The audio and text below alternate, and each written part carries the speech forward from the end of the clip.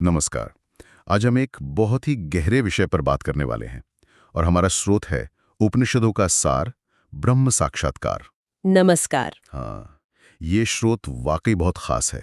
ये हमें एक साधक और ऋषि के बीच जो संवाद हुआ उसके जरिए उपनिषदों के एकदम मर्म तक ले जाता है। कुछ श्लोक भी हैं इसमें बड़े महत्वपूर्ण। बिल्कुल। और उपनिषद तो आप जानते ही हैं, भारतीय दर्शन की जड़ें हैं। हम्म। इन्हें वेदांत भी कहते हैं। हाँ, इनमें असल में यही सवाल उठाए गए हैं। ये दुनिया क्या है, सच क्या है, आत्मा क्या चीज है, और जिसे वो परम सत्य ब्रह्म कहते हैं वो क्या है। और इस स्रोत का नाम ही है ब्रह्म साक्षात्कार, तो जाहिर है ब्रह्म ही केंद्र में है। हाँ, वही अंतिम सर्वव्यापी सत्य जिसके बारे में कुछ कहना भी मुश्किल है। सही। तो आज हमारी कोशिश यही रहेगी कि इस स्रोत के माध्यम से उपनिषदों का जो ये मूल संदेश है ना, कि सब कुछ मतलब ये जो दुनिया दिख रही है और हम खुद भी, वो एक ही परम तत्व ब्रह्म है, इसे समझें। और ये भी कि स्रोत के हिसाब से इस सच को अपने अंदर महसूस कैसे किया जाए। ये बात मुझे हमेशा से बहुत खींचती है कि हजारों साल पहले लिखे गए ये ग्रंथ इतने गहरे सवालों से कैसे निपटते हैं। हाँ, ये कमाल की बात है। खासकर ये कि इतनी विविधता, इतनी अनेकता जो हमें दिखती है, उसके पीछे एकता कैसे छिपी हो सकती है। और मजे की बात यह है कि स्रोत इसी बात पर सबसे ज्यादा जोर देता है कि जो कुछ भी है, छोटा बड़ा, हिलता डुलता या स्थिर, वो सब सब उसी एक ब्रह्म का रूप है। तो ये जो विविधता है, वो बस एक ऊपरी सतह है, ऐसा स्रोत कहता है, एक तरह का पर्दा। अच्छा, तो चर्चा शुरू करने के लिए स्रोत में एक बहुत शक्तिशाली मंत्र आता है। सबसे पहले ओम सर्वम खलविदम ब्रह्म। ये तो बहुत सुना है, उपनिषदों का आधार वाक्य जैसा है ये। हाँ, बिल्कुल। और स्रोत इसे एकदम शुरुआती बिंदु बनाता है। इसका मतलब क्या बताया गया स्रोत में? सीधा और गहरा मतलब है, ये सब कुछ जो भी है, जो दिख रहा है, जिसे महसूस कर सकते हो, वो असल में ब्रह्म ही है। सब कुछ ब्रह्म है, अलग कुछ है ही नहीं। ये कोई बाद में जोड़ी गई फिलॉसफी नहीं है, ये उपनिषदों के अनुभव का सार है। लेकिन फिर वही सवाल जो स्रोत में वो साधक भी पूछता है, अगर सब एक ही हैं, सब ब्रह्म ही हैं, तो फिर ये दुनिया इतनी अलग अलग क्यों दिखती है? हाँ, ये सवाल तो मन में आता ही है। इतने सारे रूप, रंग, भाव, इतने जीव जंतु, ये विविधता कहाँ से आ गई? ये तो हम रोज देखते हैं, अनुभव करते हैं। बिल्कुल। और ये बहुत वाजिब सवाल है। स्रोत में ऋषि इसी का जवाब देते हैं। क्या कहते हैं ऋषि? ऋषि समझाते हैं कि देखो, ये जो अनेकता है ना, ये असलियत नहीं है। ये हमारी इंद्रियों की, हमारे मन की सीमा है, उसकी वजह से ऐसा दिखता है। मतलब एक भ्रम जैसा। हाँ, कह सकते हैं। जैसे रेगिस्तान में दूर से पानी दिखता है पर होता नहीं, वैसे ही सत्य तो एक ही है। और इस बात को और साफ करने के लिए स्रोत एक और सूत्र सामने रखता है। कौन सा? एको अहम बहुश्याम। एको हम बहुश्याम। मैं एक हूं, अनेक हो जाऊं। इसका क्या मतलब हुआ? मतलब ब्रह्म ने खुद चाहा कि वो अनेक दिखे। स्रोत तो कुछ ऐसा ही इशारा करता है, जैसे ये उस परम तत्व की एक एक लीला हो, एक इच्छा हो। इच्छा, खुद को अनेक रूपों में प्रकट करने की। हाँ, जैसे वो एक ही था, फिर उसने चाहा कि वो अपने आप को अनुभव करे, अपने साथ खेले, तो उसने ये अनगिनत रूप ले लिए। अच्छा। तो स्रोत के हिसाब से ये दुनिया क्यों बनी, इसका कारण कहीं बाहर नहीं खोजना है। वो उसी एक की अपनी इच्छा थी, खुद को जानने की, खुद को अनुभव करने की। तो ये जो ब्रह्मांड है, ये सब उसी एक का फैलाव है, उसी की अभिव्यक्ति। बिल्कुल। और इसीलिए स्रोत कहता है कि हर कण में, हर जीव में उसी एक का अक्स है, उसी का प्रतिबिंब है। और ये बात हमें स्रोत में दिए गए एक और महावाक्य की तरफ ले जाती है ना? हाँ, बिल्कुल सही। ये हमें सीधे तत्वम असि तक ले आती है। तत्वम असि, ये भी उपनिषदों के 4 महावाक्यों में से एक है। हाँ, और स्रोत इसे साधक के लिए एक चाबी की तरह पेश करता है। तत्वम असि मतलब वो तुम हो। वो तुम हो। सुनने में तो बहुत सीधा लगता है, पर इसका गहरा मतलब क्या है? स्रोत इसे कैसे समझाता है? स्रोत बताता है कि देखो, इसका गहरा मतलब ये है, जिसे तुम वो कह रहे हो, मतलब वो परम सत्य, वो सारी कायनात की चेतना, वो ब्रह्म, वही तुम हो। और जिसे तुम समझ रहे हो, अपना ये छोटा सा मैं, वो असल में वही परम सत्य है। मतलब मेरे और उस परम सत्य के बीच कोई दीवार नहीं है। कोई असली दीवार नहीं है। व्यक्ति और ब्रह्मांड दोनों एक ही चीज से बने हैं, स्रोत का ये एक बहुत बड़ा संदेश है। हमारी आत्मा और वो परमात्मा अलग नहीं है। ये तो सोच को हिला देने वाला विचार है।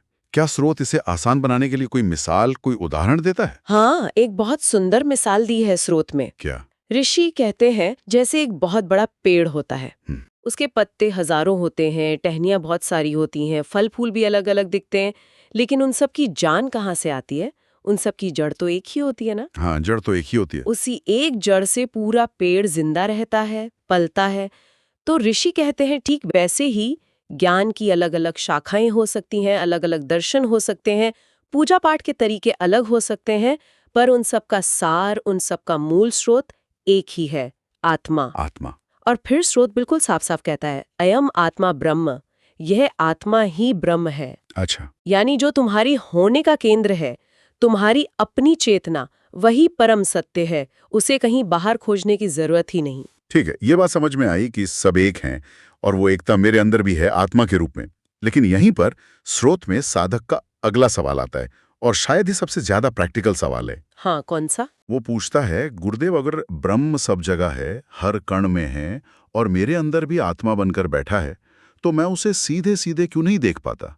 जैसे मैं इस दुनिया को देखता हूं, उसे क्यों नहीं देख सकता? उसका अनुभव क्यों नहीं कर पाता? ये सवाल तो शायद हर किसी के मन में उठता होगा जो इस रास्ते पर है। बिल्कुल उठता है, और स्रोत्र में ऋषि इसका बहुत मार्के का जवाब देते हैं। क्या जवाब है? वो कहते हैं ऐसा इसलिए है क्योंकि हमारी जो चेतना है, हमारी ऊर्जा, हमारा ध्यान, वो लगातार बाहर की तरफ बह रहा है। बाहर की तरफ मतलब हम अपनी इंद्रियों से, आंखों से, कानों से, नाक से, त्वचा से, बाहरी दुनिया की चीजों में, घटनाओं में, लोगों में इतने फंसे रहते हैं कि अंदर झांकने का, अपने केंद्र में टिकने का हमें होश ही नहीं रहता। ऋषि कहते हैं कि ये जो बाहर जाती हुई नजर है, इसे अंदर की तरफ मोड़ने की जरूरत है, अंतर्मुखी होना पड़ेगा। स्रोत्र में एक पंक्ति है, हृदय कोहा मध्य ब्रह्म निवसति। हृदय गुहा मध्य ब्रह्म निवसति। ब्रह्म हृदय की गुफा में रहता है। इसका मतलब वो हमारे अंदर ही कहीं गहरे में छुपा है। हाँ, गुफा का मतलब है हमारे अस्तित्व का सबसे गहरा, सबसे अंदर का केंद्र। ब्रह्म कहीं सातवें आसमान पर या मंदिर मस्जिद में ही नहीं है, वो हमारे अपने होने के स्रोत में ही बैठा है। अच्छा। स्रोत कहता है कि वो हमारे अंदर एक रोशनी की तरह है, एक आग की तरह। लेकिन उसे देखने के लिए, उसे महसूस करने के लिए हमें अपनी चेतना को बाहर से समेटकर अंदर लाना होगा। और ये जो अंदर जाने की प्रक्रिया है, क्या इसी में स्रोत मौन के महत्व पर भी जोर देता है?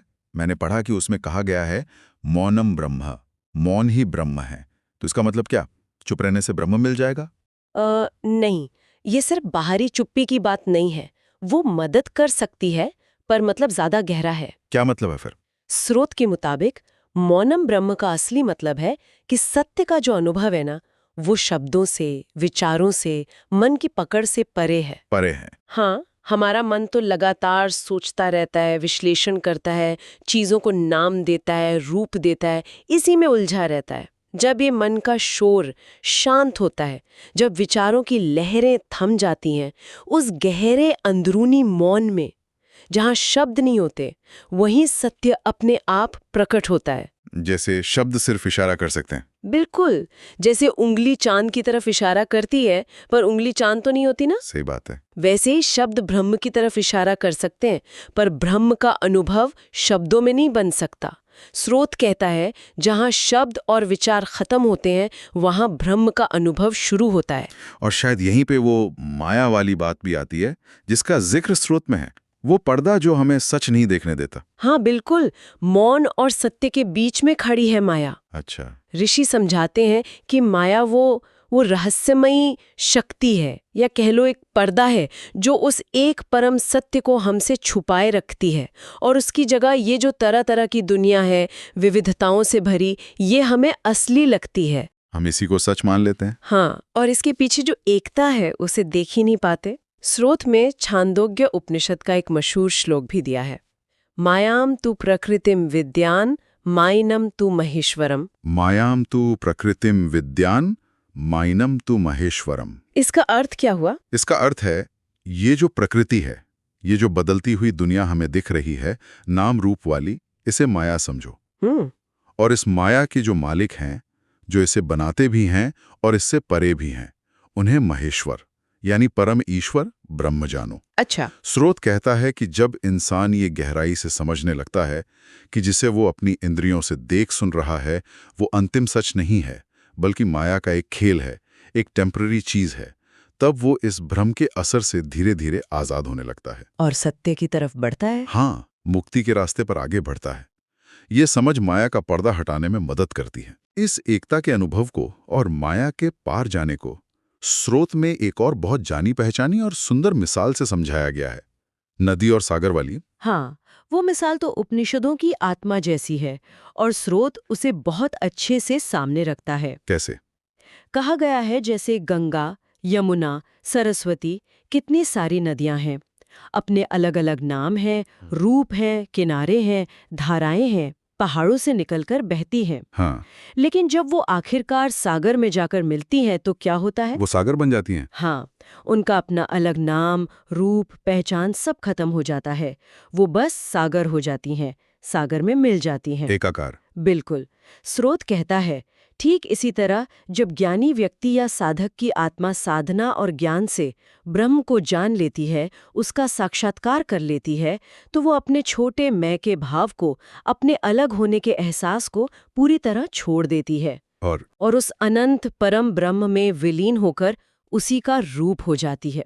श्रोत में मुंडक उपनिषद का श्लोक है, यथा नद्यः स्यन्दमानाः समुद्रे स्तम गच्छन्ति नाम रूपे विहाय तथा विद्वान नाम रूपाद् विमुक्तः परात् परम पुरुषम उपैति दिव्यम। ये मिसाल तो सीधे सीधे उस परम अनुभव की ओर ले जाती है जिसे आत्म साक्षात्कार या ब्रह्म अनुभव कहते हैं। क्या स्रोत में वो पल आता है जब साधक को यह अनुभव होता है? हाँ, श्रोत की कहानी इसी मंजिल की तरफ बढ़ती है। ऋषि का मार्गदर्शन, साधक की अपनी लगन, उसकी साधना, इन सब के बाद वो क्षण आता है जब साधक को वो अंदरूनी अनुभव होता है जिसकी उसे तलाश थी। और उस अनुभव को कैसे बताया गया स्रोत में? जब साधक को वो होता है तो वो क्या महसूस करता है, क्या कहता है? श्रोत उस पल को बड़े ही विस्मय, आश्चर्य और परमानंद के रूप में दिखाता है। साधक बिल्कुल अभिभूत हो जाता है और कहता है, गुरुदेव, अब मैं देख रहा हूँ, अब मुझे समझ आ रहा है। वो प्रकाश, वो सत्य, वो तो कहीं बाहर था ही नहीं, वो तो मुझ में ही है। अरे, मैं ही वह हूँ। वाह, ये कोई दिमागी समझ नहीं है। नहीं, ये कोई बौद्धिक नतीजा नहीं है। ये एक सीधा, प्रत्यक्ष अनुभव है, जैसे कोई धमाका हुआ हो अंदर। और इस गहरी अनुभूति को ऋषि कैसे समझाते हैं? क्या यही है ब्रह्म साक्षात्कार? ऋषि कहते हैं, हाँ वत्स, यही है असली साक्षात्कार, यही है वो परम ज्ञान। और वो इसे और साफ करते हुए समझाते हैं कि ये वो अवस्था है जब ज्ञाता यानी जानने वाला, साधक खुद, ज्ञेय यानी जिसे जाना जा रहा है वो ब्रह्म, और ज्ञान यानी जानने की क्रिया, ये तीनों अलग अलग नहीं रहते, तीनों एक हो जाते हैं। हाँ, इन तीनों का भेद मिट जाता है, बस एक अद्वैत तत्व ही बचता है। मैं और वह का जो फर्क था वो पूरी तरह खत्म हो जाता है। और इसी को स्रोत में, इसी स्थिति को स्रोत अद्वैतम आनंदम कहता है। मतलब अद्वैत, नॉन डुअलिटी ही परम आनंद है। जब तक दो हैं तब तक डर है, कमी है।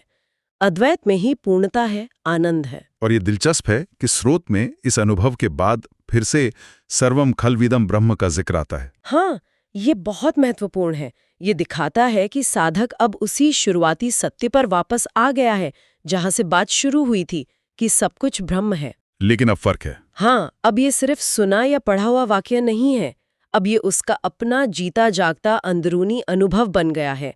समझ अब अनुभव में बदल गई है। अच्छा। स्रोत में ये भी बताया गया है कि इस अवस्था में साधक को एक तरह की ब्रह्मांडीय दृष्टि, कॉस्मिक विजन मिलती है। वो खुद को सिर्फ इस छोटे से शरीर में बंधा हुआ महसूस नहीं करता, बल्कि पूरे ब्रह्मांड के कण कण में खुद को ही फैला हुआ महसूस करता है। अच्छा। वो खुद को ब्रह्म रूप में अनुभव करता है। तो इस पूरी यात्रा के बाद, इस संवाद और अनुभव के बाद, श्रोत के हिसाब से आखिरी समझ क्या है, सार क्या निकला? श्रोत का आखिरी संदेश यही है कि असल में कोई भेद कभी था ही नहीं। न कुछ बाहर है, न अंदर, न तेरा न मेरा, न जन्म है न मृत्यु। तो फिर क्या है? केवल वही एक ही अद्वैत परम सत्य है, जो हमेशा से था, हमेशा से है और हमेशा रहेगा। बाकी सब उसी का जाहिर और पोशीदा रूप है। और इसी सत्य में स्थित होकर साधक, हाँ, पूरी शांति और स्वीकार भाव के साथ साधक आखिर में घोषणा करता है जैसा श्रोत में लिखा है, ओम तत्सत। ओम तत्सत, यानी ओम ही वो परम सत्य है। बिल्कुल। और अंत में ऋषि का आशीर्वाद क्या होता है? अंत में ऋषि साधक को उस परम ज्ञान में स्थित देखकर उसे आशीर्वाद देते हैं और मानो पूरे उपनिषदों का सार, उस परम अनुभव का निचोड़ एक आखिरी महावाक्य में गूंज उठता है। कौन सा? अहम ब्रह्मास्मि। अहम ब्रह्मास्मि, मैं ही ब्रह्म हूँ। ये तो परम घोषणा है। हाँ, ये वेदांत की सबसे ऊंची घोषणाओं में से एक है। ये छोटे मैं का अनंत ब्रह्म बन जाना है। श्रोत के अनुसार जब व्यक्ति इस सत्य को सिर्फ जानता नहीं बल्कि अनुभव कर लेता है, जब वो इस अहम ब्रह्मास्मि की अवस्था में जीता है, तब उसके लिए जीवन मृत्यु का डर, सुख दुख के बंधन, ये सब बेमानी हो जाते हैं। क्यों? क्योंकि अब वो खुद को इस नाशवान शरीर या मन से नहीं जोड़ता। वो तो खुद को उस शाश्वत, अविनाशी, सच्चिदानंद ब्रह्म तत्व के साथ एक पाता है। स्रोत के अनुसार यही जीवन की परम सार्थकता है। तो इस स्रोत उपनिषदों का सार ब्रह्म साक्षात्कार के साथ हमारी आज की ये चर्चा हमें अनेकता के अनुभव से शुरू करके उस परम एकता की चोटी तक ले गई। हाँ, ये यात्रा बहुत अद्भुत रही। स्रोत का जो मुख्य संदेश है वो बिल्कुल साफ है। ये इतना बड़ा, अलग अलग चीजों से भरा ब्रह्मांड और हमारा अपना अंदरूनी अस्तित्व, दोनों असल में एक ही परम सत्य हैं, जिसे उपनिषद ब्रह्म कहते हैं। बिल्कुल। और हमने देखा कि स्रोत इस सच को महसूस करने के लिए कुछ रास्ते भी सुझाता है, जैसे अपनी चेतना को बाहर से अंदर की ओर लाना। हाँ। इंद्रियों और मन ने जो माया का जाल बुना है उसे समझना, और शब्दों विचारों से परे जो गहरा अंदरूनी मौन है उसकी अहमियत पहचानना। और तत्त्वम असि, वह तुम हो, और अहम ब्रह्मास्मि, मैं ब्रह्म हूं, जैसे भावाक्य वो इसी परम एकता और अनुभव की तरफ इशारा करते हैं, जैसा स्रोत दिखाता है। हाँ, ये दिशा सूचक हैं। उपनिषदों का ये जो केंद्रीय विचार है कि दिव्यता या परम सत्य कहीं बाहर किसी दूसरे लोक में नहीं, बल्कि हमारे अपने ही होने के केंद्र में है, अहम ब्रह्मास्मि। और ये कि सब कुछ उसी एक अद्वैत सत्य का ही रूप है, सर्वम खलु विदम ब्रह्म। ये हजारों साल बाद आज भी, बल्कि शायद आज के इस भागदौड़ वाले बिखरे हुए जीवन में पहले से कहीं ज्यादा प्रासंगिक लगता है। निश्चित रूप से ये हमें न सिर्फ खुद को ज्यादा गहराई से जानने के लिए प्रेरित करता है, बल्कि इस पूरी सृष्टि के साथ, प्रकृति के साथ, हर दूसरे जीव के साथ अपना एक अंदरूनी जुड़ाव, एक एकता महसूस करने का आधार भी देता है। सही कहा। ये समझ शायद हमारे बाहरी व्यवहार में भी फर्क ला सकती है। बिल्कुल, करुणा और सम्मान ला सकती है। स्रोत का अंत भी उपनिषदों की शांति प्रार्थना, ओम शांति ही शांति ही शांति ही से होता है। और एक विचार जो मेरे साथ रह गया है वो है ऋषि का वो कथन, मौनम ब्रह्म, मौन ही ब्रह्म है, या कहें मौन ही परम उपनिषद है। हाँ, बहुत गहरा सूत्र है ये। तो स्रोत में जो रास्ता बताया गया है उसे ध्यान में रखते हुए शायद ये सोचने लायक बात है कि उस बाहरी शोर शराबे से परे अगर अपने अंदर के उस गहरे शब्दहीन मौन में उतरने की कोशिश की जाए तो अपने बारे में, इस अस्तित्व के बारे में और उस परम सत्य के बारे में क्या नई, क्या अनसोची समझ मिल सकती है।